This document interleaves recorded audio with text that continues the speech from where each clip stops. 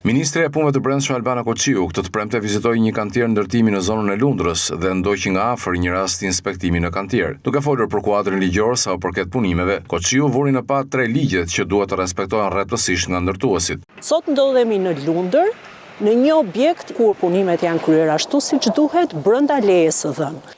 Në vijim edhe të ndryshimeve më të fundit ligjore, të cilat kanë forcuar edhe më tej masat për të zhvilluar ashtu siç duhet punimet në kantieret e ndërtimit, dhe është e rëndësishme të theksojmë 3 aktet më të fundit ligjore, të cilat janë të domosdoshme për të mbajtur në konsiderat nga zhvilluesit e punimeve, duke nisur nga ligji për planifikimin e territorit, ligji për inspektimin dhe kontrollin mbi territorin dhe ligji për kontrollin dhe disiplinimin e punimeve të ndërtimit. Gjatë kësaj periudhe, ashtu siç e kemi deklaruar, Inspektorati Kombëtar i Mbrojtjes Territorit ka verifikuar apo ka inspektuar mbi 581 objekte, rreth 26 subjekte, që në fakt duken si shifra të vogla, por është një punë shumë voluminoze. Në ato raste kur është e kaluar leja e ndërtimit mbi masën 10% të sipërfaqes totale nën tokë edhe mbi tokë, i linde drejta IKMT-s që